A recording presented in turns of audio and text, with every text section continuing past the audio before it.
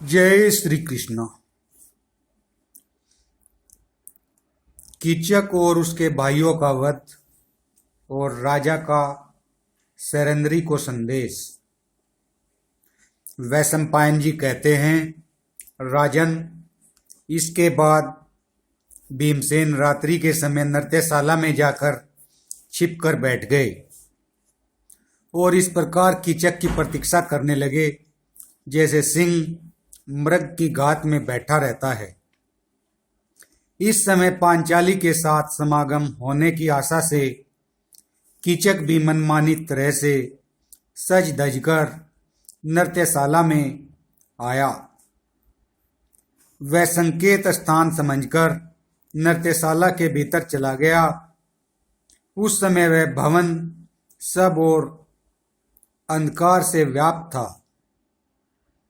अतुलित पराक्रमी भीमसेन तो वहां पहले से ही मौजूद थे और एकांत में एक सैया पर लेटे हुए थे।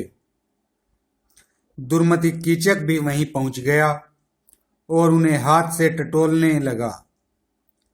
द्रौपदी के अपमान के कारण भीम इस समय क्रोध से जल रहे थे। काम मोहित कीचक ने उनके पास पहुंचकर हर्ष से उन्मत्त हो मुस्कुराकर कहा,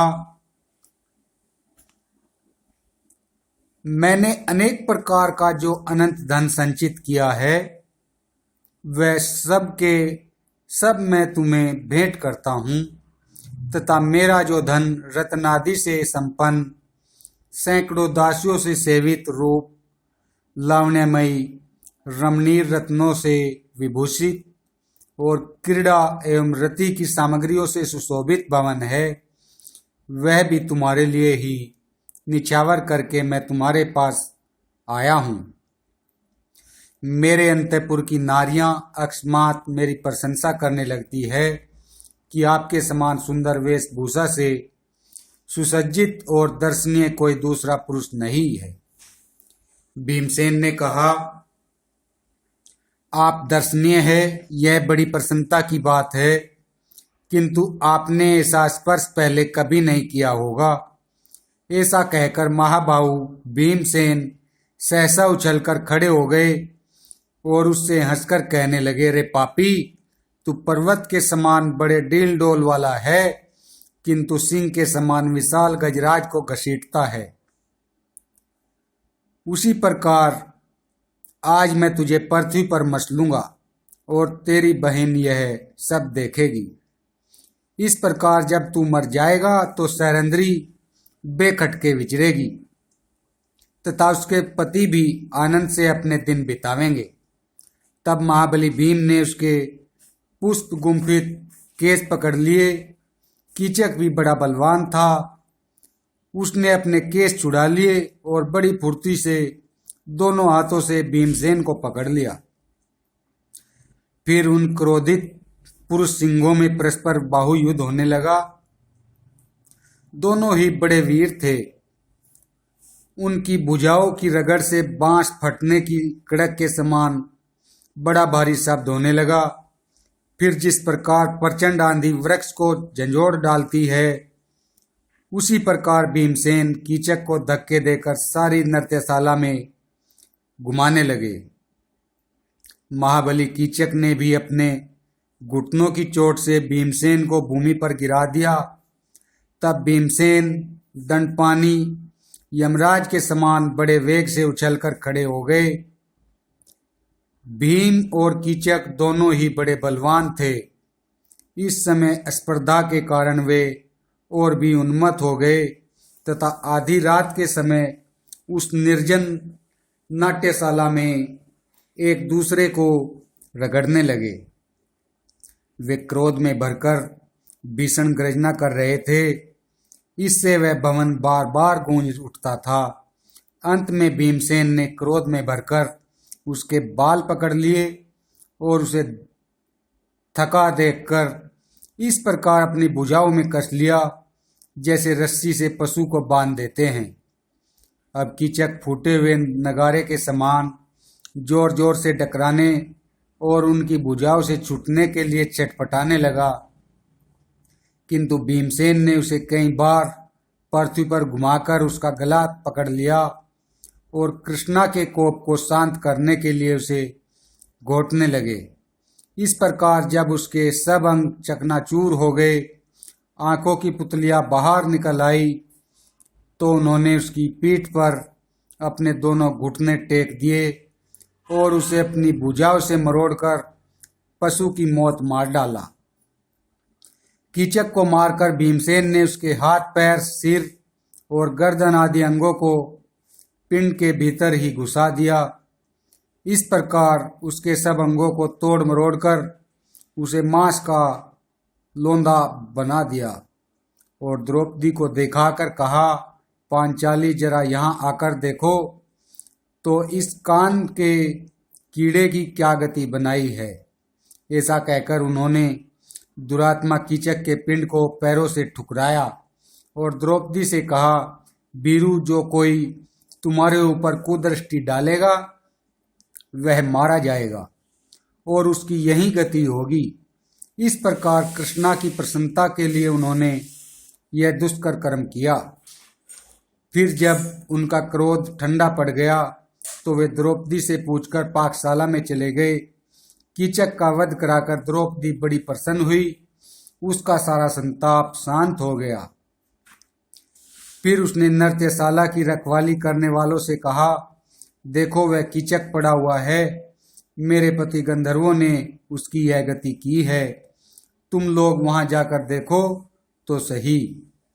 द्रौपदी की यह बात सुनकर नाट्यशाला के सहस्रों चौकीदार मसाले लेकर वहां आए।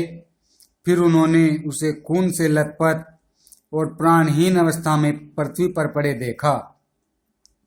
उसे बिना हाथ पांव का देखकर उन सबको बड़ी व्यथा हुई। उसे उस स्थिति में देखकर सभी को बड़ा विस्मय हुआ। उसी समय कीचक के सब बंधु बांधव वहां एकत्रित हो गए और उसे चारों ओर से घेर कर विलाप करने लगे। उसकी ऐसी दुर्गति देखकर सभी के रोंगटे खड़े हो गए। उसके सारे अवयव शरीर में घुस जाने के कारण वह पृथ्वी पर निकाल कर रखे हुए कछुए के समान जान पड़ता था। फिर उसके सगे संबंधी उसका दाह संस्कार करने के लिए नगर से बाहर ले जाने की तैयारी करने लगे। उनकी दृष्टि लाश से थोड़ी ही दूरी पर एक खंबे का सहारा लिए खड़ी हुई द्रौपदी पर पड़ी। जब सब लोग इकट्ठे हो गए तो उन उप कीचक के भाइयों ने कहा, इस दुष्टा को अभी मार डालना चाहिए, इसी के कारण कीचक की हत्या हुई है, अथवा मारने की भी क्या आवश्यकता है। कामासक्त कीचक ने के साथ ही इसे भी जला दो। ऐसा करने से मर जाने पर भी सूत पुत्र का प्रिय ही होगा। यह सोचकर उन्होंने राजा विराट से कहा, कीचक की मृत्यु सैरंध्री के ही कारण हुई है, अतः हम इसे कीचक के ही साथ जला देना चाहते हैं, आप इसके लिए आज्ञा दे दीजिए। राजा ने सूत पुत्रों के पराक्रम की ओर देखकर सैरंध्री को कीचक के साथ जला डालने की सहमति दे दी। बस उप कीचकों ने भय से अचेत हुई कमल नैनी कृष्णा को पकड़ लिया और उसे कीचक की रथी पर डालकर बांध दिया। इस प्रकार वे रथी उठाकर मरघट की ओर चले। कृष्णा स्नाता होने पर भी सूतपुत्रों के चुंगल में पड़कर अनाथा की तरह विलाप करने लगी और सहायता के लिए चिल्ला चिल्ला कर कहने लगी, जय जयंत, विजय, जयसेन और जयदुल, मेरी टेर सुने, ये सूतपुत्र मुझे लिए जा रहे हैं। जिन वेगवान गंधर्वों के धनुष की प्रत्यंजा का भीषण शब्द संग्राम भूमि में वज्रघात के समान सुनाई देता है और जिनके रथों का घोष बड़ा ही प्रबल है, वे मेरी पुकार सुने। हाय, ये सूतपुत्र मुझे ले जा रहे हैं। कृष्णा की वह दीन वाणी और विलाप सुनकर भीमसेन बिना कोई विचार किए अपनी सैया से खड़े हो गए और कहने लगे, सैरंद्री, तू जो कुछ कह रही है वह मैं सुन रहा हूँ, इसलिए अब इन सूत पुत्रों से तेरे लिए कोई भय की बात नहीं है। ऐसा कहकर वे नगर का परकोटा लांघकर बाहर आए और बड़ी तेजी से शमशान की ओर चले। वे इतने वेग से गए कि सूत पुत्रों से पहले ही मरघट में पहुंच गए। चिता के समीप उन्हें ताड़ के समान एक 10 व्याम लंबा वृक्ष दिखाई दिया। उसकी शाखाएं मोटी मोटी थी तथा ऊपर से वह सूखा हुआ था। उसे भीमसेन ने भुजाओं में भरकर हाथी के समान जोर लगाकर उखाड़ लिया और उसे कंधे पर रखकर दंडपानी यमराज के समान सूत पुत्रों की ओर चले। इस समय उनकी जंघाओं से टकराकर वहां अनेकों बड़े पीपल और डाक के वृक्ष गिर गए। भीमसेन को सिंह के समान क्रोधपूर्वक अपनी ओर आते देखकर सब सूत पुत्र डर गए और भय एवं विषाद से कांपते हुए कहने लगे, अरे देखो, यह बलवान गंधर्व वृक्ष उठाए बड़े क्रोध से हमारी ओर आ रहा है। जल्दी ही इसे सैरंद्री को छोड़ो, इसी के कारण हमें यह भय उपस्थित हुआ है। अब तो भीमसेन को वृक्ष उठाए देखकर वे सब के सब सैरंद्री को छोड़कर नगर की ओर भागने लगे। उन्हें भागते देखकर पवन नंदन भीमसेन ने इंद्र जैसे दानवों का वध करते हैं उसी प्रकार उस वृक्ष से 105 उपकीचकों को यमराज के घर भेज दिया। उसके पश्चात उन्होंने द्रौपदी को बंधन से छुड़ाकर ढांढस दिया। इस समय पांचाली के नेत्रों से निरंतर आंसुओं की धारा बह रही थी और वह अत्यंत दीन हो रही थी। उसे दुर्जय वीर भीमसेन ने कहा, कृष्ण, तेरा कोई अपराध न होने पर भी जो लोग तुझे तंग करेंगे वे इसी प्रकार मारे जाएंगे। अब तू नगर को चली जा, तेरे लिए कोई भय की बात नहीं है। मैं दूसरे रास्ते से राजा विराट के रसोई घर की ओर जाऊंगा। जब नगर निवासियों ने यह सारा कांड देखा तो उन्होंने राजा विराट के पास जाकर निवेदन किया कि गंधर्वों ने महाबली सूत पुत्रों को मार डाला है और सैरंद्री उनके हाथ से छूटकर राजभवन की ओर जा रही है। उनकी यह बात सुनकर महाराज विराट ने कहा, आप लोग सूत पुत्रों की अंत्येष्टि क्रिया करें। बहुत से सुगंधित पदार्थ और रत्नों के साथ सब कीचकों को एक ही प्रज्वलित चिता में जला दो। फिर कीचकों के वध से भयभीत हो जाने के कारण उन्होंने महारानी सुदेशना के पास जाकर कहा, जब सैरंद्री यहाँ आवे तो तुम मेरी ओर से उसे यह कह देना कि सुमुखी तुम्हारा कल्याण हो और तुम्हारी जहाँ इच्छा हो वहाँ चली जाओ। महाराज गंधर्वों के तिरस्कार से डर गए हैं। राजन, जब मनस्विनी द्रौपदी सिंह से डरी हुई मृगी के समान अपने शरीर और वस्त्रों को धोकर नगर में आई तो उसे देखकर पूर्ववासी लोग गंधर्वों से भयभीत होकर इधर उधर भागने लगे तथा किन्हीं किन्हीं ने नेत्र ही मूंद लिए। रास्ते में द्रौपदी नृत्यशाला में अर्जुन से मिली, जो उन दिनों राजा विराट की कन्याओं को नाचना सिखाते थे।